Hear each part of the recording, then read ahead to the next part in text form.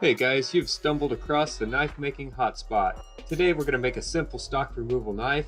This will be a time lapse of the knife from start to finish, and it will show all of the steps involved to make a knife. I'm just going to kind of Bob Ross this knife. I don't really have a design set out. I'm going to take a little off the back and a little off the front to give it a nice gentle sweep. And I'm going to shape out the handle. I'm just roughing it out to what I think might look good.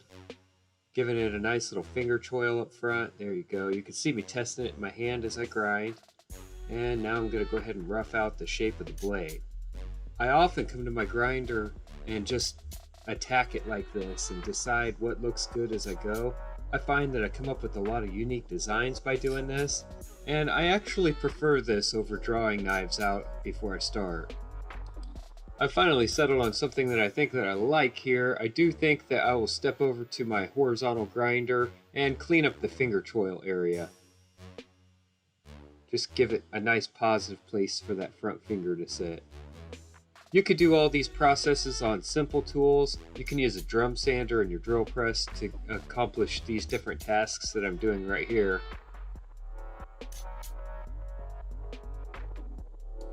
Making sure that the entire profile is clean and smooth all the way around before I move on to the next steps.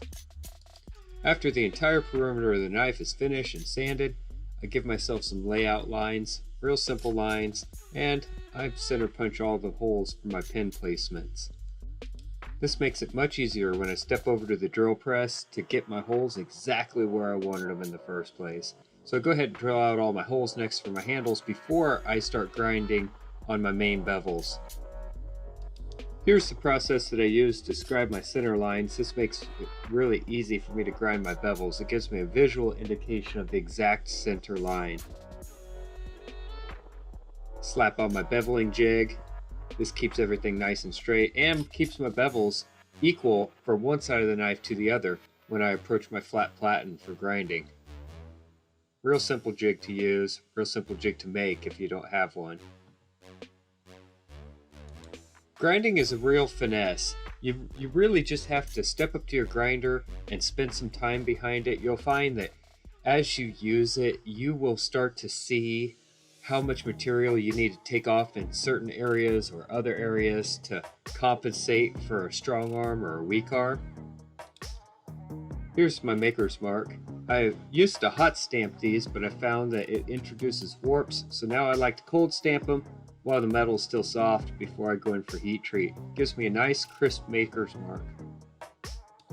When you're doing a small knife, you don't need a huge quench tank, so my quench tank is small enough to where I can heat my oil with a railroad spike. That's what you saw me doing there. I use the railroad spike just to heat it up, and then I'll use that to heat my quenching oil. Go ahead and pull that spike when it's up to heat. Swirl it around in my quench bucket. Warm up the oil before I go in for my quench. Right after my oil's hot, I can go ahead and start heat treating the blade. I have reached non-magnetic, and I'm going to go in to differentially heat treat this blade, where I don't dunk the entire blade through the surface of the oil, just the cutting edge of the knife. And you can see how the heat starts to dissipate back across the spine of the knife, and then I go ahead and cool the entire thing down. You'll see later why I like to differentially heat treat blades like this. It gives you a really neat design in the blade afterwards. I test it with the file, make sure everything's super hard. Then I'm going to put it in the tempering cycle.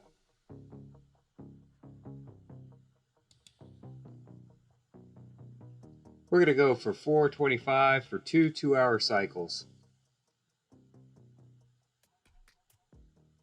Here's the knife right after the quench.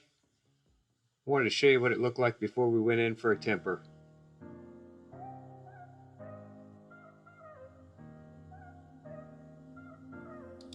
Right after the tempering cycle, I go through all of the same processes on my grinding. I grind the flats, and then I grind the bevels again. I generally go into heat treatment with a 36 grit finish because I do have a belt sander, so I know I'm going to clean it up afterwards. I come out and I go through all my grits. The disc sander is the queen of my shop. Obviously the 2x72 is the king, but the disc sander has a firm place in my heart. If you don't love to hand sand, the disc sander is pretty amazing. It gets things really nice and flat, and you can use a standard 9x11 sheet of paper and cut it to size. It makes the hand sanding go by like a breeze. And here we are doing my hand sanding. You could create a hand sanding sled like this by just using a 2x4 and cutting it at an angle so that you can get into your beveled areas near the tip. That's why this is shaped the way it is. I work this knife all the way up through the grits. I believe that I come back to it and I start at 220 and then I move it up to 400 and then 500. Sometimes I go a little bit past 500, but most of the time I top out at a 500 grit finish, and I do some nice long pull strokes to finish it out here.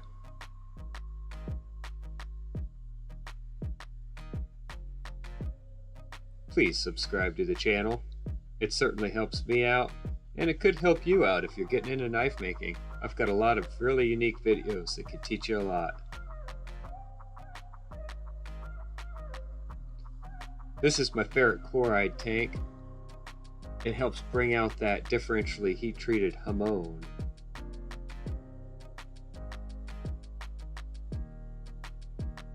Do you see the difference in the blade there?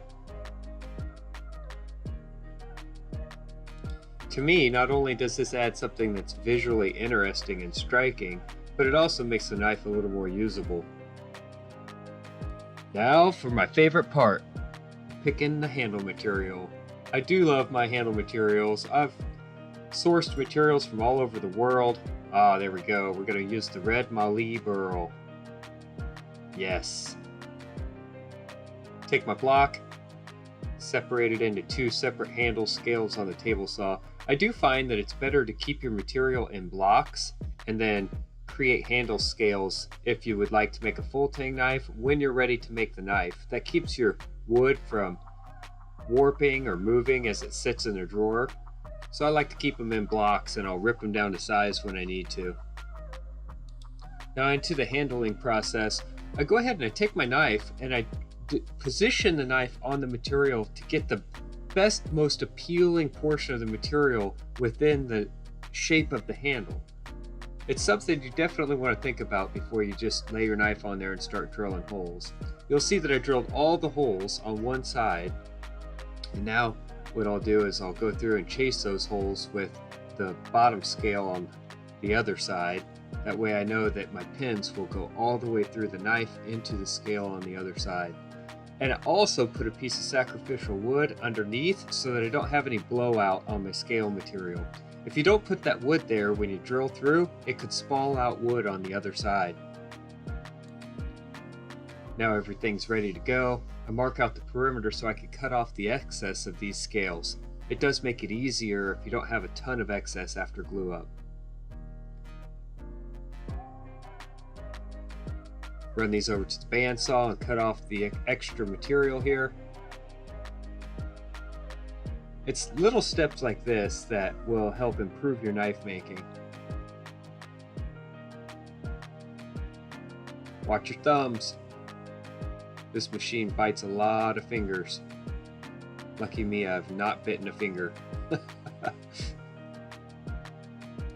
If you've watched any of my videos, you know that on the front end of the scale there, I use a lot of different odd things around my shop to create the shapes that I find on my knives. That was a piece of Teflon tape, or a roll of Teflon tape, that I used to get the radius that I was looking for on the front edge of these scales. And you definitely want to clean this front edge up and finish it out 100% to polish before you glue your knife together, because you can't touch up the front of these scales once they're glued to the knife. You'll scratch the blade. So get that front nice and dialed in, and then we're going to go for glue up here.